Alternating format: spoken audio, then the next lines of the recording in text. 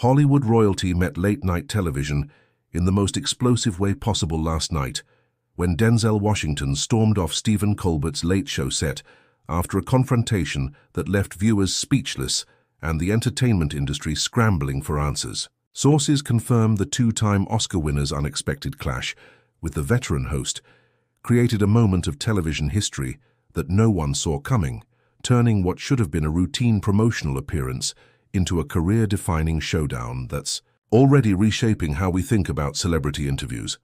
The Ed Sullivan Theatre, usually a sanctuary of controlled comedy and comfortable celebrity chat, became ground zero for something unprecedented. Washington, the 69-year-old acting legend known for his measured dignity and professional grace, arrived for what everyone assumed would be a standard promotional spot for his latest film.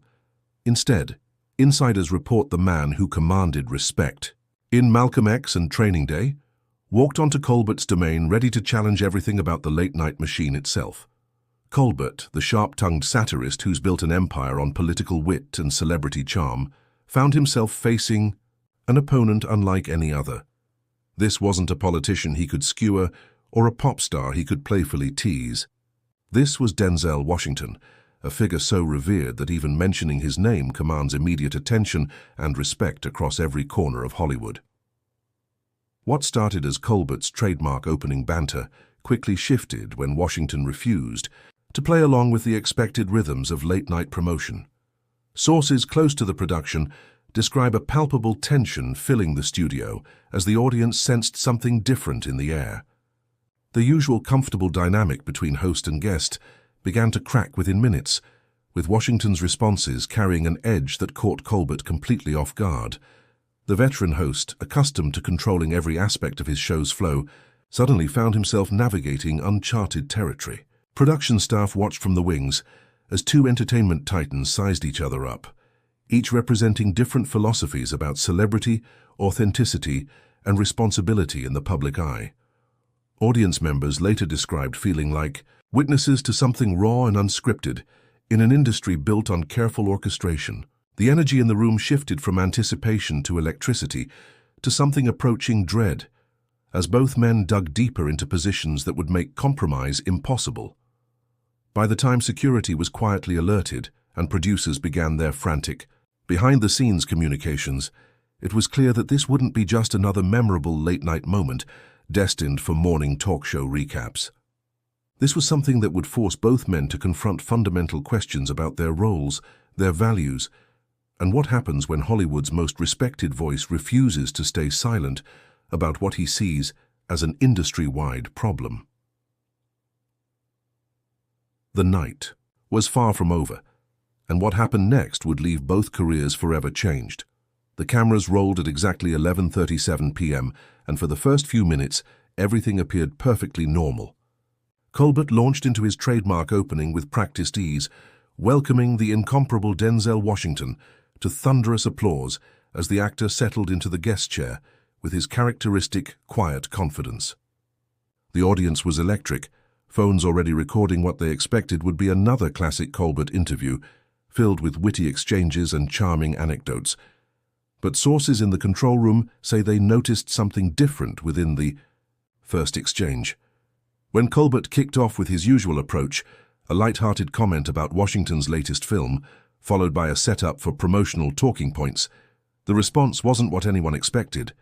"Stephen, before we talk about movies, let me ask you something," Washington said, his voice carrying that unmistakable authority that's commanded attention for decades. "How often do you actually watch the films of the people you interview, versus just reading the notes your team gives you?" The question landed like a stone in still water. Colbert, seasoned at deflecting unexpected moments with humor, attempted his go-to save. "Well, Denzel, I watch everything. I'm a professional." His smile was bright, but insiders report his eyes had already shifted to that calculating look hosts get when interviews veer off script. Washington leaned forward slightly, his gaze unwavering. "Really? Then tell me about the third act. Not the plot points your producers highlighted, but what you felt when Marcus finally confronts his father about the lies." The silence stretched just long enough for the studio audience to sense the shift. This wasn't playful celebrity banter anymore. This was something else entirely, a test, a challenge, a moment of reckoning disguised as a simple question. Colbert's team had prepped him for the usual Washington interview beats, the dignity, the craft discussions, the inspirational stories. They hadn't prepared him for this, for being put under the microscope by someone whose presence commanded more respect than anyone else who'd ever sat in that chair. "I think what's powerful about your performance," Colbert began, reaching for safe ground, "is how you bring that trademark intensity." "You're deflecting," Washington interrupted, not unkindly but with absolute certainty. "And you're doing it the same way you deflect from every serious conversation that comes across this desk. When did entertainment become an excuse for intellectual laziness?" The audience shifted uncomfortably. Some nervous laughter bubbled up, but it died quickly. Production assistants in the wings began exchanging glances, sensing that their carefully orchestrated evening was slipping into uncharted territory. Colbert's smile flickered for just a moment, long enough for those watching closely to see that the night's real confrontation was only beginning. Colbert's recovery attempt came swift and sharp, exactly what his audience expected. Intellectual laziness? That's quite an accusation from someone who spent 2 hours fighting CGI robots last summer. The line was designed to get laughs and redirect the conversation back to safer promotional territory. Instead of laughter, an uncomfortable murmur rippled through the studio. Washington's expression didn't change, but those close enough could see something harden in his eyes, the look of a man who'd just been offered exactly the kind of deflection he'd been talking about. "There it is," Washington said, his voice steady but carrying new weight. "The quick joke to avoid the real conversation. How many serious discussions have you killed with a punchline, Stephen? How many times have you taken something that matters and turned it into content for your monologue?" The veteran host's smile was beginning to strain at the edges. Sources in the control room report, this was the moment producers started paying serious attention, recognizing that their carefully timed show was veering dangerously off schedule and off script. "Denzel, I think we tackled plenty of serious issues." "Here," Colbert replied, his tone shifting, slightly defensive. "We talk politics, social justice, important topics every single night." "You mocked them," Washington corrected, leaning back in his chair with the quiet authority of someone stating an undeniable fact. "You take the pain of real people and you turn it into applause lines. You've made cynicism your brand, and you've convinced everyone that caring deeply about anything is somehow naive." The audience was trapped between their loyalty to Colbert and their reverence for Washington. Nervous coughs broke the silence. A few people shifted uncomfortably in their seats, unsure whether they were witnessing great television or watching something fall apart in real time. Colbert tried another approach, his voice taking on the earnest tone he typically reserved for his most serious segments. "I think humor is how we process difficult truths. It's how we make sense of an impossible world." "Is it?" Washington's response was immediate and cutting. "Or is it how you avoid taking a real stand on anything? When did comedians become our political leaders, and when did they convince us that having strong convictions was somehow embarrassing?" The studio fell into a silence so complete that the camera operators could be heard adjusting their equipment. Washington wasn't just challenging Colbert anymore. He was challenging the entire late-night industry, the audience's relationship with their political entertainment, and the comfortable distance that humor provided from uncomfortable truths. Colbert's next words would determine whether this remained a philosophical debate or became something far more personal and damaging. While Washington and Colbert squared off under the bright studio lights, the real drama was unfolding in the shadows behind them. Sources inside the control room describe a scene of barely controlled chaos as the show's veteran production team watched their carefully orchestrated evening dissolve into something no rundown had prepared them for. Cut to commercial. Executive. Producer Maria Santos whispered urgently into her headset, but the response from the director was immediate and panicked. "We can't. We're live and there's no natural break. He's not giving us a pause." 20 feet away in the green-carpeted backstage area, where celebrities usually waited in comfortable anonymity, a cluster of network executives huddled around a monitor, their faces illuminated by the glow of Washington's unflinching performance. One senior VP was already on his phone, likely with legal or public relations, while another frantically scrolled through what insiders say was a contact list of crisis management specialists. "This is Denzel Washington," someone was overheard saying. "We can't just cut his mic." Do you understand what that would look like? In the control room, the tension was mounting by the second.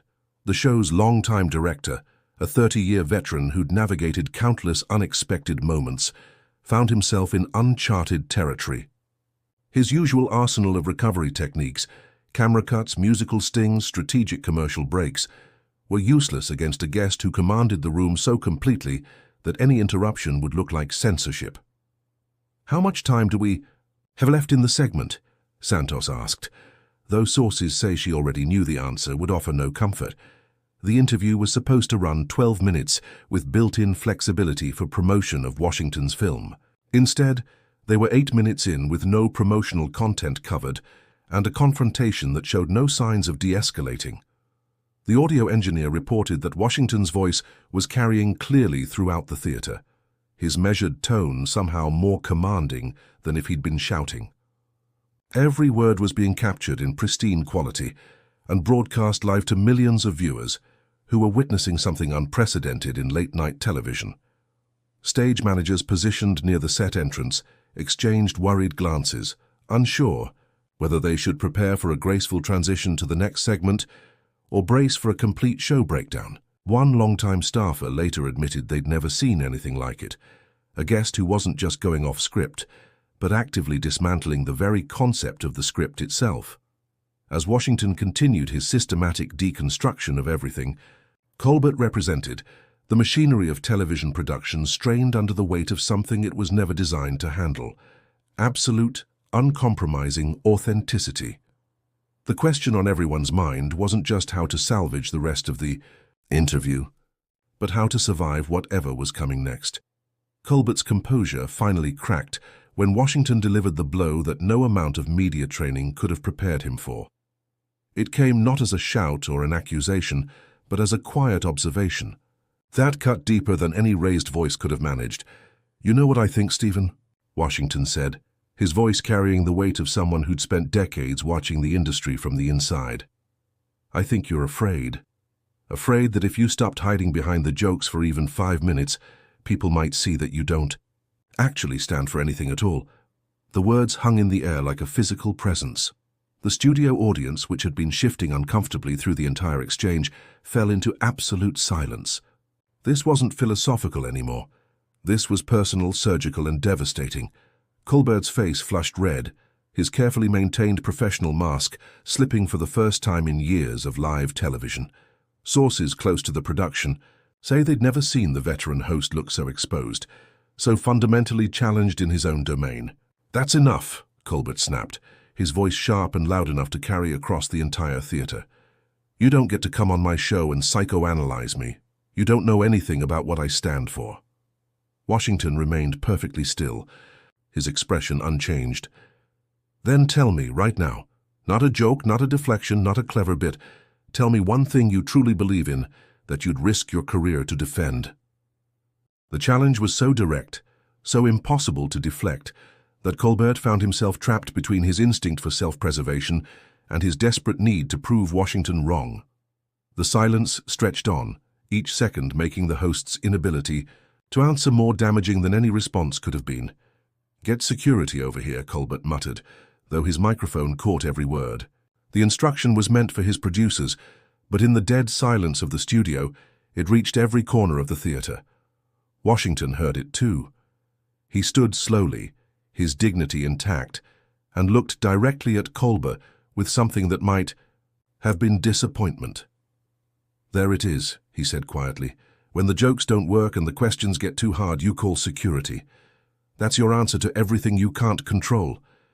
The audience was frozen, caught between their loyalty to a host they'd loved for years and their reverence for a man who'd just exposed something they couldn't unsee. Security personnel began moving toward the stage, their presence making the television breakdown complete and irreversible. What happened next would define both men's legacies and change late-night television forever. Washington didn't wait for security to reach him. With the same quiet authority that had commanded the stage for the past 15 minutes, he simply stood and began walking toward the exit. No dramatic gestures, no parting shots, just the deliberate movement of someone who had said exactly what he came to say. The security team found themselves in the awkward position of escorting a man who was already leaving.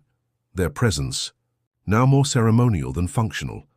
Sources backstage report that Washington acknowledged them with a polite nod, treating them with the same respect he'd shown everyone except the man behind the desk. As Washington's footsteps echoed across the studio floor, Colbert remained frozen in his chair, still processing what had just happened.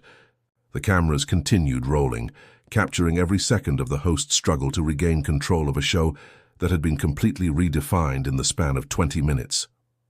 "Well," Colbert finally managed, his voice slightly hoarse, "I guess we'll be right back after this break."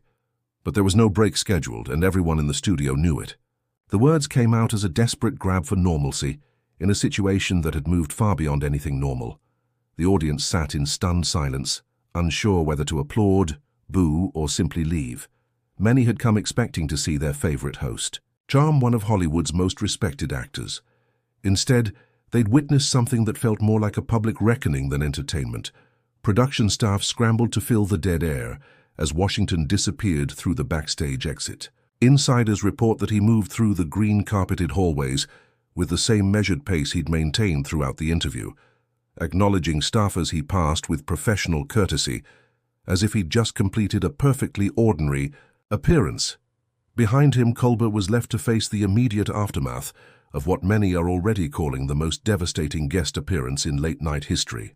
The host, who had built his career on having the last word, found himself speechless, his usual arsenal of comebacks and deflections rendered useless by an opponent who had simply told the truth and walked away. The control room erupted into frantic activity as producers tried to salvage what remained of the show, but the damage was already spreading beyond the Ed Sullivan Theater. Social media was exploding with clips and reactions, and news outlets were already preparing their coverage of what would become known as the night Denzel Washington broke late-night television. What neither man knew yet was that their confrontation had been just the beginning of a story that would reshape both their careers and the entire industry they represented. By the time Washington's car pulled away from the Ed Sullivan Theater, the first clips were already circulating on social media. An audience member's shaky phone footage of the security moment had been posted to TikTok within minutes, and the video was spreading faster than CBS's damage control team could track. Denzel just destroyed Colbert became the first trending hashtag, followed quickly by Late Night Truth and Washington versus Colbert. The clips were raw, unfiltered, and devastating, showing America's most respected actor systematically dismantling one of television's most protected figures in real time. Inside Colbert's office, 30 minutes after the taping, sources report a scene of barely controlled crisis management. His longtime publicist was fielding calls from major news outlets, while his agent worked his contacts to gauge industry reaction. The host himself sat behind his desk, still in his show clothes, staring at his phone as notifications poured in faster than he could read them. "We need a statement," his publicist urged. But what could they say? That Denzel Washington had been unfair, that his questions were inappropriate. Every potential response only made Colbert look worse. Meanwhile, across town, Washington's representative was taking a completely different approach. Instead of damage control, sources say they were fielding interview requests from news programs that wanted to give the actor a platform to expand on his critique. The phone was ringing constantly, but there was no panic, just the calm efficiency of a team that knew their client had spoken his truth. Hollywood insiders were split down the middle. Veteran actors privately applauded Washington's courage, with one A-lister texting colleagues, "Someone finally said what we've all been thinking." But comedy writers and late-night personalities rallied around Colbert, arguing that Washington had ambushed a man just trying to do his job. The news cycle moved with unprecedented speed.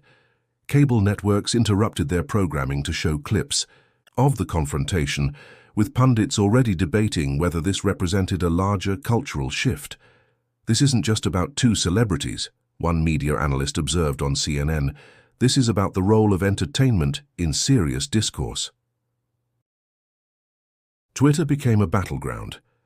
Team Denzel supporters shared clips of his most powerful moments from the interview, while now Stand With Colbert defenders argued that the actor had violated the unspoken rules of guest appearances. The divide wasn't just between fans. It cut across industry lines, generational differences, and fundamental beliefs about celebrity responsibility. By morning, the story would dominate every entertainment news program and spill into mainstream political coverage. But in those first few hours, as the clips spread and the reactions poured in, both men were learning that their confrontation had touched something deeper than either had anticipated. The real reckoning was just beginning. 3 weeks later, the free reverberations were still reshaping the landscape of American entertainment. Washington's appearance had become required viewing in film schools and journalism programs, dissected frame by frame as a masterclass in holding power accountable. The actor himself had remained largely silent since that night, letting his actions speak while the industry grappled with the questions he'd raised. Colbert's show had returned to its regular schedule, but insiders report a noticeable shift in his approach. The quick deflections and easy punchlines were still there, but something had fundamentally changed. Sources close to the production say he'd begun asking his booking team different questions about potential guests, seeking out voices that might challenge him rather than simply promote their latest projects. "He's not the same host," a longtime writer admitted privately. "It's like someone held up a mirror and he didn't like what he saw. He's trying to figure out how to be funnier and more serious at the same time." The industry response had been swift and divided. Several major studios reportedly began including confrontation clauses in their promotional contracts, while others embraced what insiders were calling the Washington effect, booking more substantive guests willing to engage in genuine discourse rather than scripted banter. Late-night television itself was evolving. Competitors began experimenting with longer-form interviews and deeper conversations, recognizing that audiences had responded to the authenticity of unscripted conflict. The comfort of predictable celebrity promotion was giving way to something more unpredictable and potentially more meaningful. Washington, meanwhile, had seen his cultural capital soar even higher. Directors were calling with projects that tackled serious social issues, and his agent reported unprecedented interest in having him speak at universities and industry conferences. The man who'd always been respected was now seen as someone willing to use that respect as a weapon for change. Media analysts were already calling it a watershed moment. "What Denzel did that night," one prominent critic wrote, "was expose the emptiness at the heart of our celebrity culture. He showed us what happens when someone refuses to play the game everyone else has agreed to pretend is meaningful." The confrontation had revealed something uncomfortable about the relationship between entertainment and serious discourse, between celebrity and substance, between what audiences claimed to want and what they were usually given. Both men had been forever changed by their collision, but more importantly, they changed the conversation around what television could be when someone demanded it be more than just background noise. The night that shook late-night television had become something larger, a reminder that sometimes the most powerful thing someone can do is simply refuse to pretend anymore.